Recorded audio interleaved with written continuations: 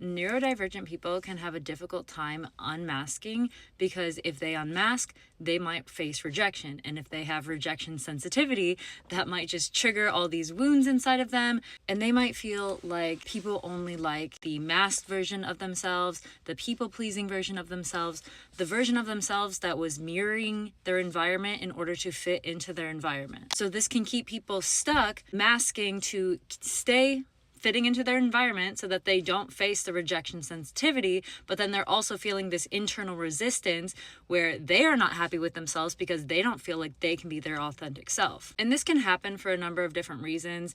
It could be that early on they learned that them being their authentic self, maybe they had some weird tendencies, which is usually just them being unique and authentic, or stimming with their voice or with their hands. Maybe they have ADHD and they're just like a little bit all over the place, or they have a lot of special interests. They felt shame for being different. So then they conformed and they mirrored to fit in, but then they feel this like internal sense of resistance. So it can be difficult for those neurodivergents to fully unmask and just be themselves because they are so scared of feeling that rejection again. And this is why the neurodivergent person, they might not even know they're neurodivergent. They just might have these like internal resistance feelings towards the environments that they're in. They might want to move far away, reinvent themselves, start over in a new city, or make new friends. And it's all just this like seeking and this searching for finding environments where they feel like they naturally fit in, where they feel like they can be themselves, where they feel safe enough to be weird again, where they feel safe enough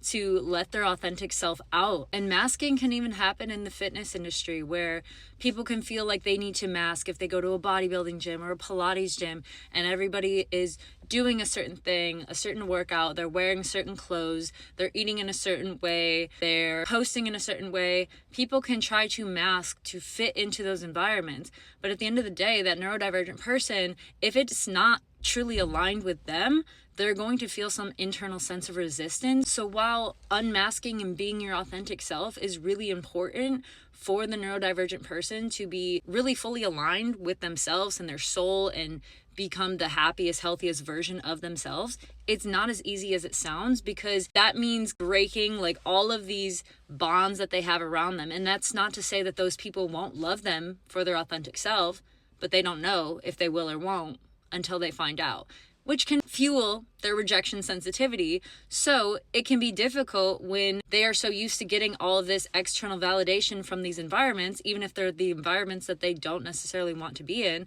But then when they don't have that validation anymore and they have to fully learn to rely on the internal validation, it can be really difficult. It can be done.